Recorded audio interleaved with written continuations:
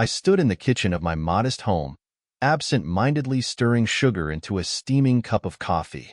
The morning was peaceful, the sunlight softly filtering through the windows, and the birds chirping outside my small backyard. There was something calming, almost therapeutic, about this simple morning ritual. Life had finally started to regain its balance after Rachel, my ex-wife, shattered it into pieces. She was a part of my past, carefully buried and left behind. Or so I thought. That morning, as I took my first sip of coffee, my phone buzzed on the counter. I glanced at it, expecting the usual.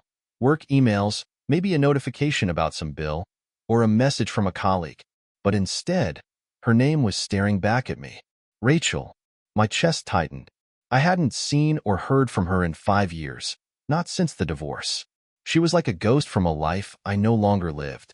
For a moment, I just stood there, staring at the screen. 1,000 thoughts raced through my mind, but none of them made sense. What could she possibly want after all this time? Against my better judgment, I answered. Hello? My voice came out steadier than I expected, but my heart was racing. There was a brief silence on the other end before I heard her voice. It was the same as I remembered, soft, calculated, with just a hint of sweetness that I knew better than to trust. Adam, she said, her tone almost hesitant. I know this is unexpected, but I need to talk to you. Please. It's important. I didn't know whether to laugh, hang up, or yell. 5 years of silence, and now she decides it's important? I swallowed my anger, keeping my voice calm. What do you want, Rachel? Her reply caught me off guard. I'm not asking for anything, Adam. I need to tell you something. It's about us. About what really happened. I froze. What could she possibly mean? I thought I knew everything there was to know about her betrayal. There were no secrets left to uncover, or so I believed. Adam, please, she pressed. Can we meet? Just once. I promise it won't take long. I hesitated. Every instinct in me screamed to say no. I had spent years picking up the pieces of my life, painstakingly rebuilding my self-esteem, my trust, my stability. Rachel had no right to disrupt that. But curiosity is a powerful thing, and against my better judgment, I agreed to meet her. We arranged to meet at a cafe in the city, a neutral place where I could leave the moment things got uncomfortable. The rest of the day dragged on, my mind racing with questions and worst-case scenarios. What could she possibly want to tell me? Was this some twisted game? Or worse, a ploy to manipulate me back into her chaotic world? When the time came, I arrived early, securing a table by the window where I could see her approach. I told myself I was in control this time, that she couldn't hurt me anymore. But when Rachel walked in, I felt the familiar knot in my stomach. She looked different, older, but still carried that same air of entitlement, like the world revolved around her. She sat across from me, her hands clasped tightly together. For a moment, we just stared at each other, the weight of 5 years of silence hanging in the air. Then she said the words that sent a chill down my spine. Adam, there's something I've been hiding from you, something I've carried all these years, and it's about to change everything. I leaned back in my chair, my arms crossed tightly over my chest, trying to keep my composure. Rachel's words were like a grenade, her tone the pin she had just pulled.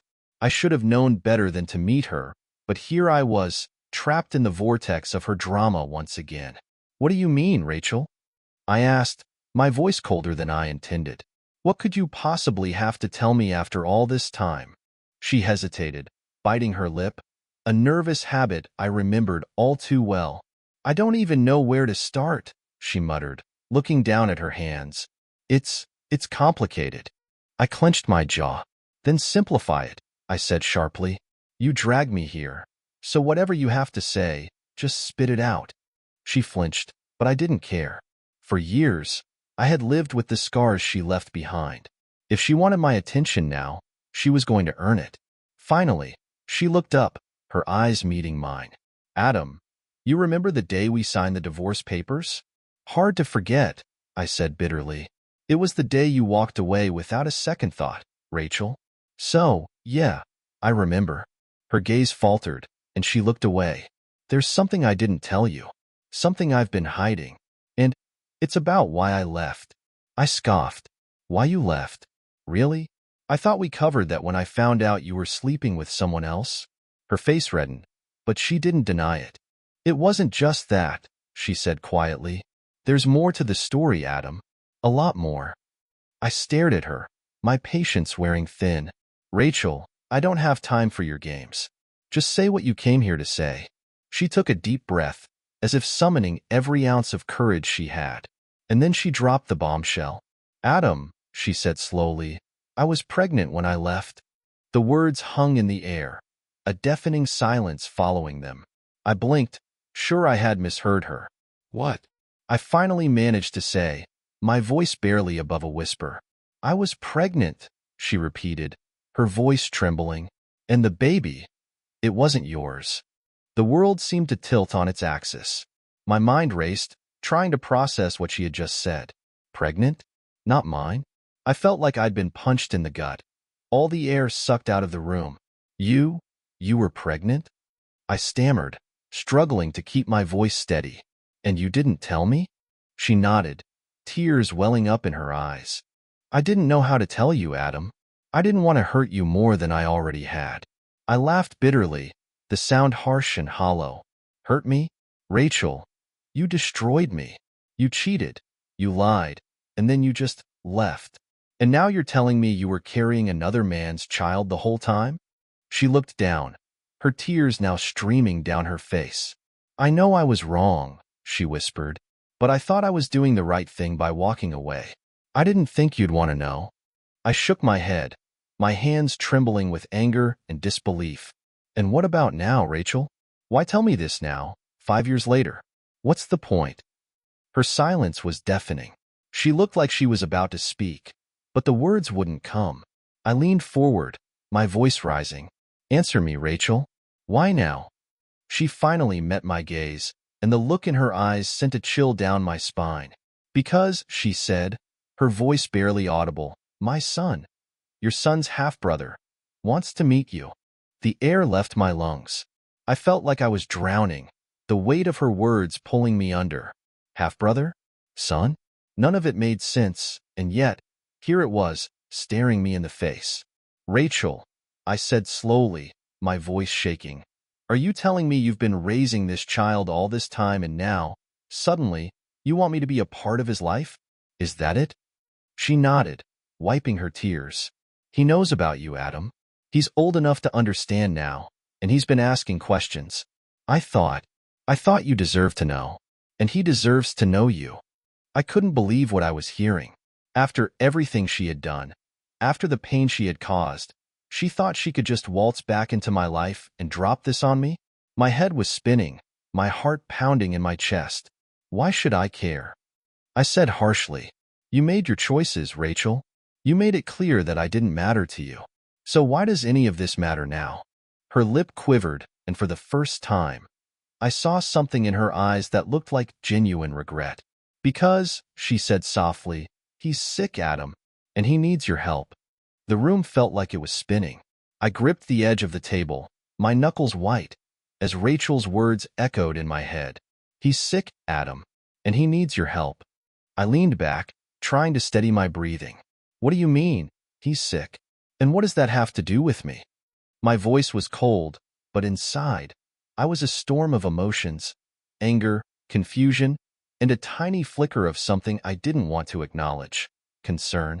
Rachel took a shaky breath. He was diagnosed a few months ago. It's leukemia, Adam.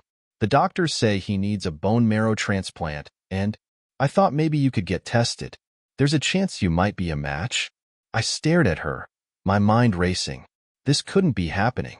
After everything she put me through, she was asking me to save the life of a child that wasn't even mine.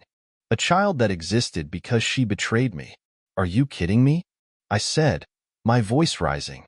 You have the audacity to come here, after 5 years of silence, and ask me for this? Do you have any idea what you're asking, Rachel? Her eyes filled with tears again, but I wasn't moved. Not this time. Adam, I know I don't deserve your help, she said, her voice trembling.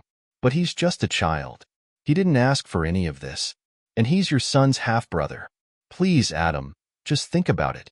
I shook my head, my anger boiling over. Think about it?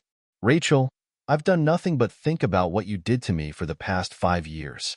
You ripped my life apart, and now you want me to just forget all that and save the child you had with someone else? How do you even justify asking me for this? She flinched at my words, but she didn't back down. Because I'm desperate, Adam, she said quietly. Because I'll do whatever it takes to save him, even if it means swallowing my pride and begging you. Her words hit me like a punch to the gut. As much as I hated her, as much as I wanted to tell her to leave and never come back, I couldn't ignore the pain in her voice. I looked away, staring out the window as I tried to collect my thoughts. Finally, I spoke. What about his father? I asked, my voice icy. Shouldn't he be the one stepping up to help? Or is he as much of a coward as you are? Rachel's face paled, and she looked down at her hands. He's not in the picture, she admitted. He left when I told him I was pregnant. I've been raising our son on my own. I couldn't help but laugh bitterly. Of course he did. Typical. And yet, somehow, I'm the one you've decided to burden with this. Unbelievable.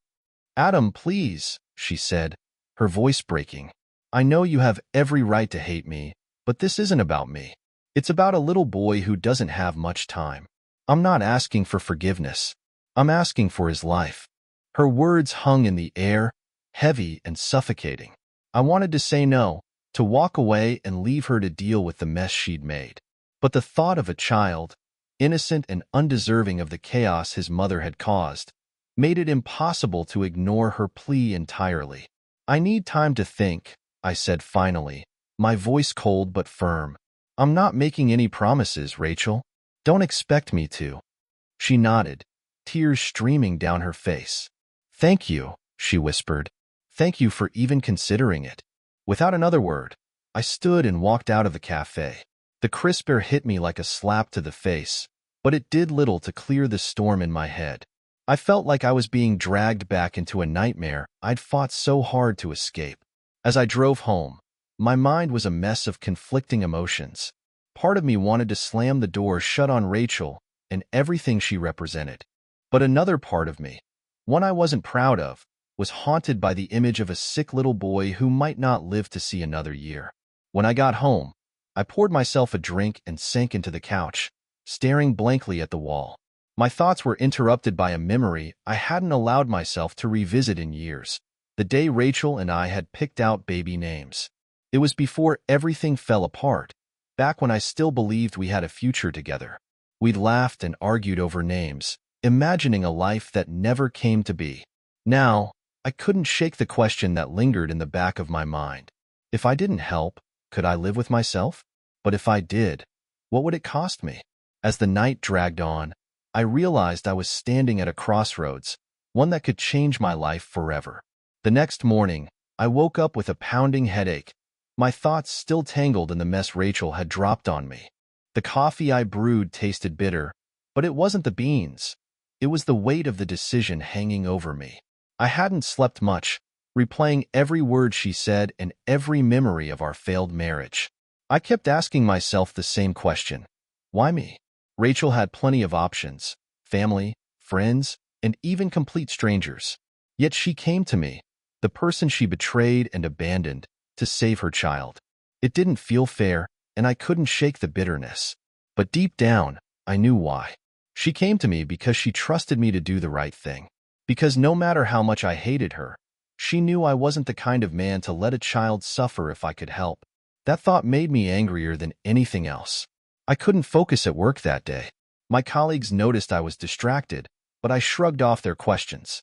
I didn't want to explain why my ex-wife had come crawling back into my life, dragging her secrets with her. I spent my lunch break alone in my car, staring at my phone. Rachel had texted me the night before, thanking me again for considering her request. I didn't respond. I couldn't. When I got home that evening, I found myself staring at a photo album I hadn't touched in years. It was tucked away in the back of a closet, a relic of a life I tried to forget. Flipping through it, I saw the smiles, the vacations, the moments when I believed Rachel and I had something real. But it all felt like a lie now, tainted by her betrayal. One photo stopped me cold. It was of us holding hands at a family picnic, surrounded by kids, my nieces and nephews. I remembered how happy I'd been, how much I wanted children of my own. That dream had died the day I found out Rachel was unfaithful, but the desire for family had never really left me. Suddenly, the idea of her child, her son, hit me differently. He wasn't to blame for any of this. He didn't ask to be born into the chaos Rachel created. And if he was sick, if he truly needed me, was it fair to let my anger toward his mother dictate his fate? I poured myself another drink, hoping it would drown out the turmoil in my head. But it didn't work. Rachel's words kept echoing. He's just a child. He didn't ask for this.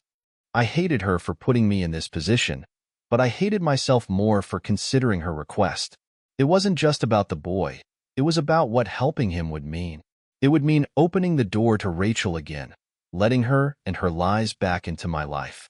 Could I really handle that? The next day, I made up my mind. I called Rachel, my voice cold and distant. "I'll get tested," I said, "but this doesn't change anything between us. Don't expect forgiveness or anything more than this." Her voice cracked with relief. "Thank you, Adam. You don't know what this means to me." To him. I didn't respond. I just hung up, feeling a strange mix of anger and guilt. The decision was made, but I knew it was only the beginning. Helping her son might save his life, but it could also drag me back into a world I'd fought so hard to escape. Little did I know, the worst was yet to come. A week later, I found myself sitting in a sterile clinic, filling out paperwork and trying to ignore the knot in my stomach. The nurse smiled politely as she handed me the forms, but her cheery demeanor only made me feel worse. This wasn't where I wanted to be. Every part of me wanted to turn around and walk out the door, but I couldn't shake the thought of a sick child waiting for a chance at life. Rachel had sent me the details of the procedure in a carefully worded email. She didn't call or text after my curt reply, which I appreciated. Still, just seeing her name in my inbox made my blood boil. She was keeping her distance for now, but I knew she was waiting, hoping this would go the way she wanted. After the nurse drew my blood, I sat in the waiting room, staring at the floor. My mind drifted to questions I hadn't let myself ask before. What was the boy like? Did he look like her, or the man she betrayed me with? Did he even know about me? I felt sick just thinking about it. The nurse finally called my name, handing me a small card with follow-up instructions. "We'll call you with the results in a few days," she said with a kind smile. I nodded, barely acknowledging her. I just wanted to get out of there. Driving home, I felt the weight of my decision pressing down on me. Part of me hoped I wouldn't be a match, that I could close this chapter and never think about Rachel or her son again. But another part of me, the part one hated to admit existed, wanted to help, not for Rachel, but for the boy. He was innocent in all of this, and he didn't deserve to suffer because of his mother's mistakes. The days that followed were a blur. I threw myself into work, trying to keep my mind off the test results. But every time my phone buzzed, my stomach tightened. When the call finally came, I almost didn't answer. "Mr. Carter?" a calm, professional voice said on the other end of the line. "This is the clinic. We've got your test results." My heart raced as I gripped the phone tighter. "And?" I asked, my voice barely above a whisper. "You're a match." The words hit me like a freight train. I sat down heavily on the couch, my free hand running through my hair. "What does that mean?" I asked, though I already knew the answer. The voice on the other end explained the next steps, the procedures, the risks. I nodded along, barely processing what they were saying.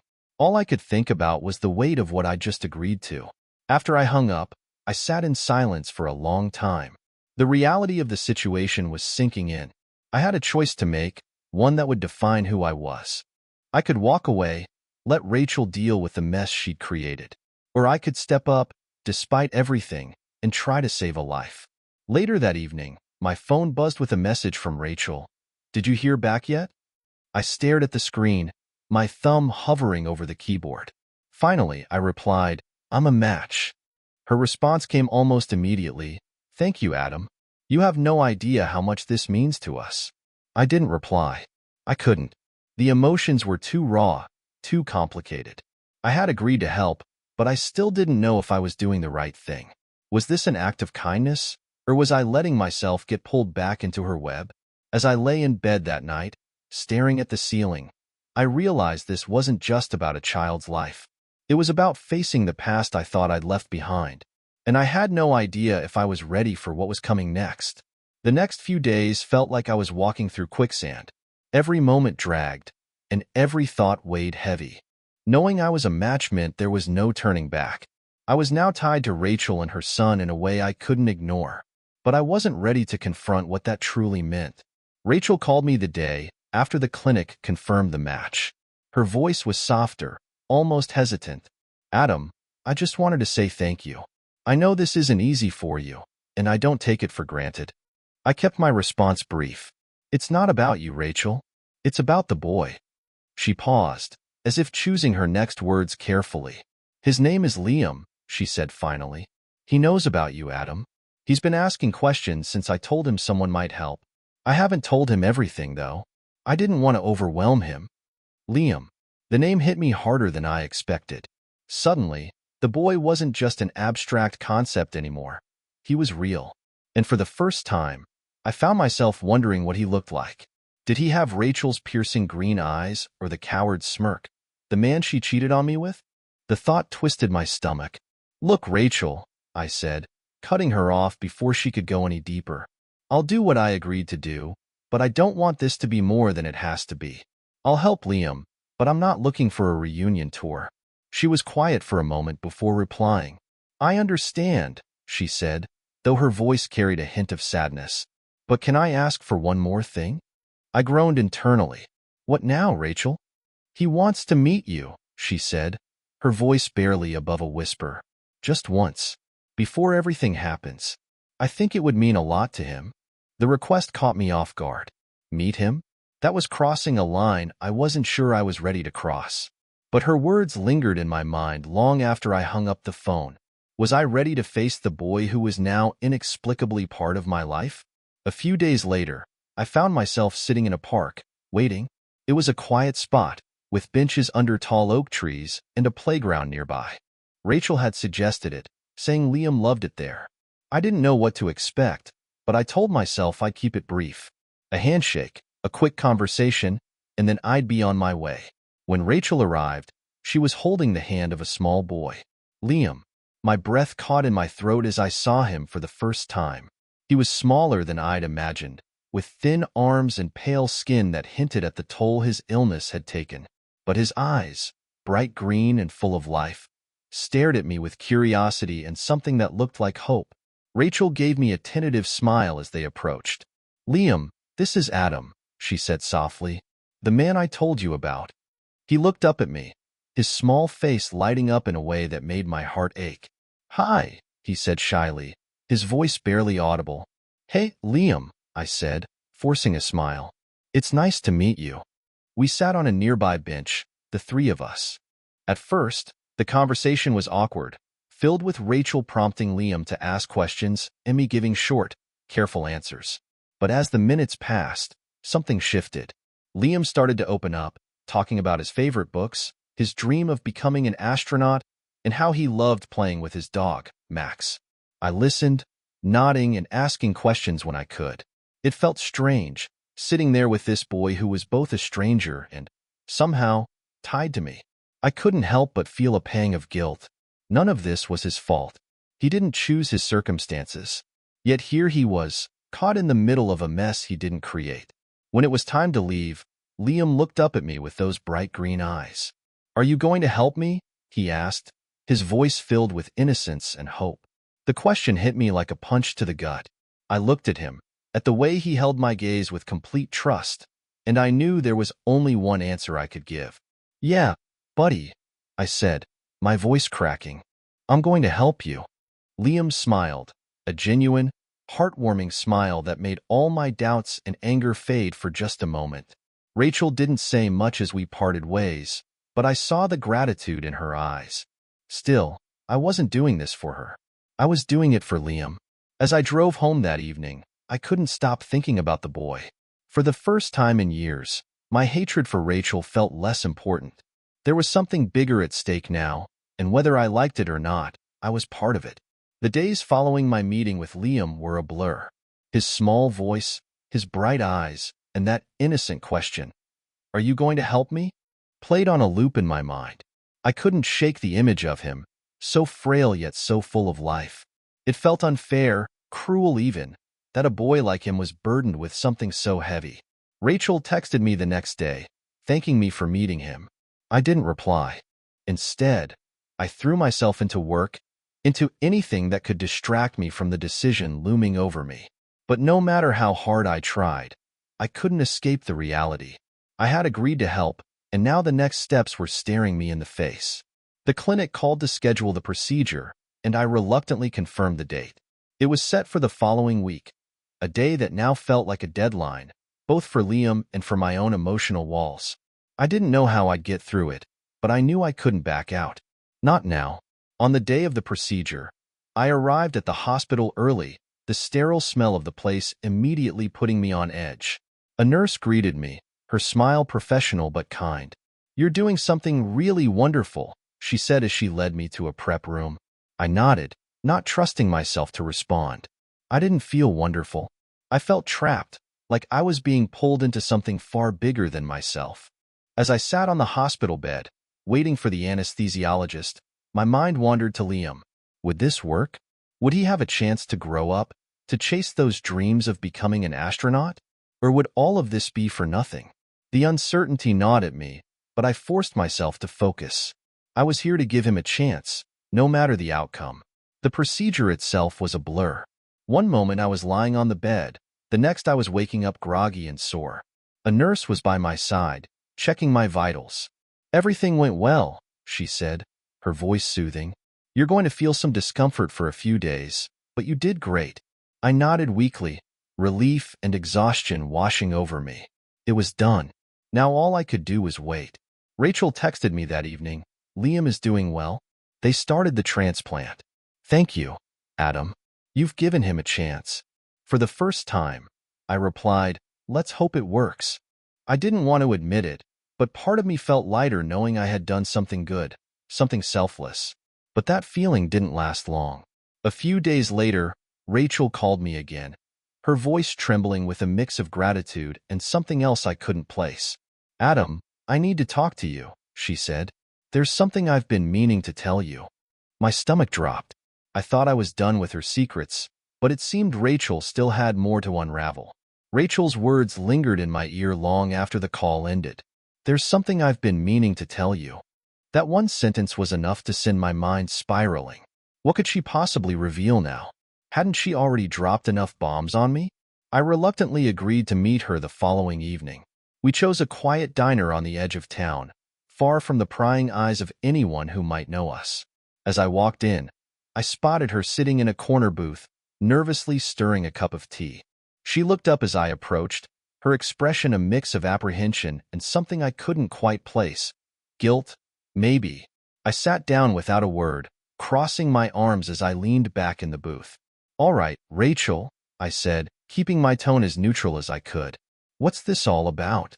She hesitated, biting her lip like she always did when she was nervous. "Adam, first, I just want to say thank you. For everything.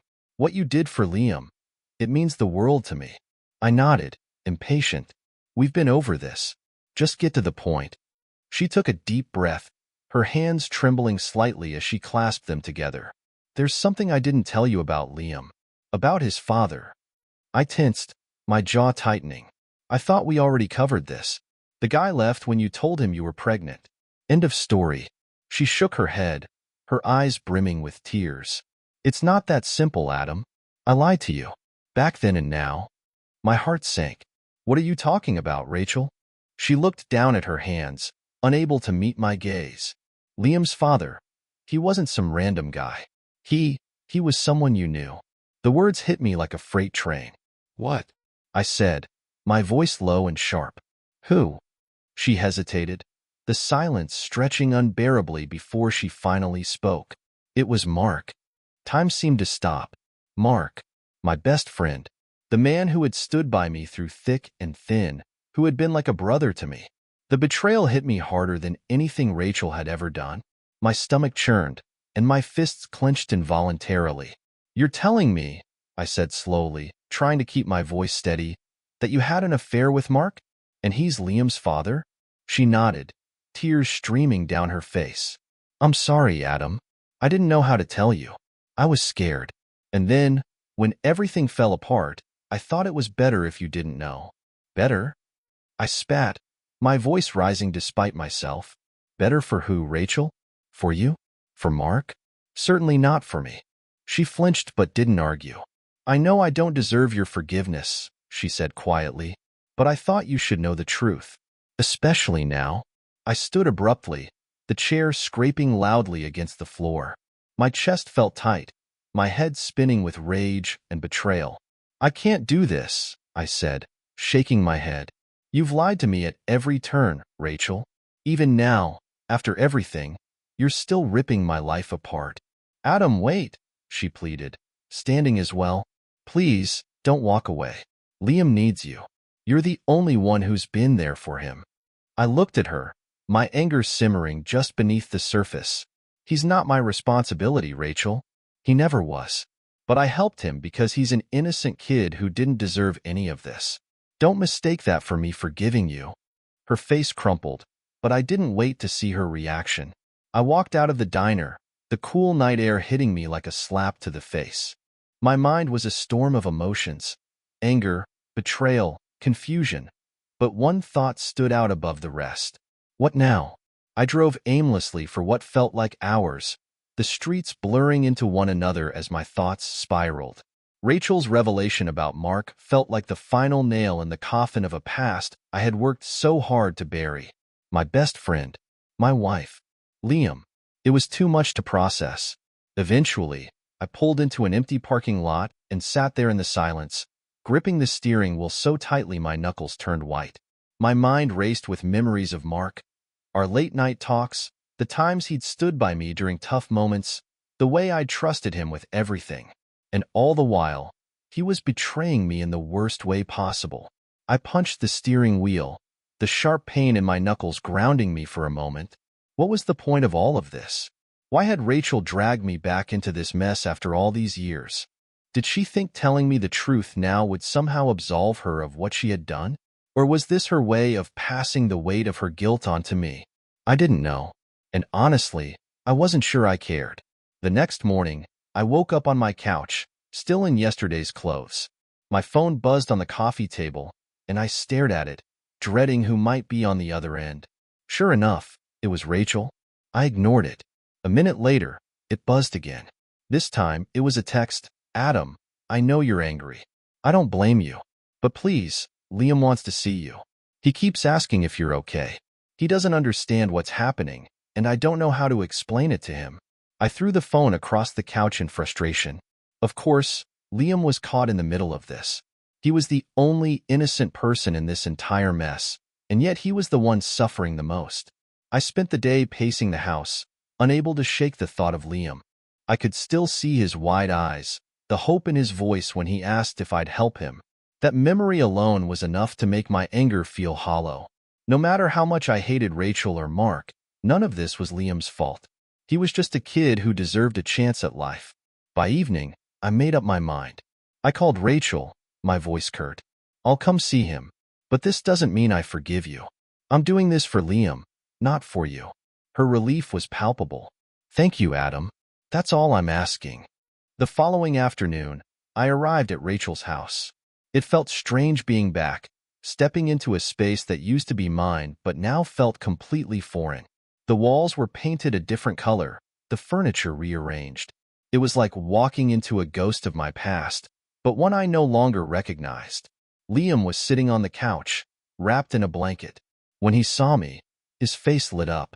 Adam, he exclaimed, his voice still a little weak but full of excitement. Hey, buddy, I said, forcing a smile. How are you feeling? He shrugged. Okay, I guess. Mom says the doctors are happy with how things are going. That's good to hear, I said, sitting down across from him. You're a tough kid. You know that? He grinned, and for a moment, the weight of everything felt a little lighter. We talked for a while, about his favorite movies, his dog Max, and his dream of visiting NASA someday. He didn't ask about the tension between Rachel and me, and for that, I was grateful. But as I left the house that evening, Rachel stopped me at the door. "Adam," she said softly, "thank you for coming. It means a lot to him." I nodded, not trusting myself to speak.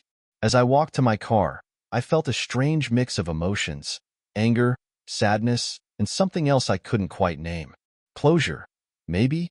Or was it the beginning of something I wasn't ready to face?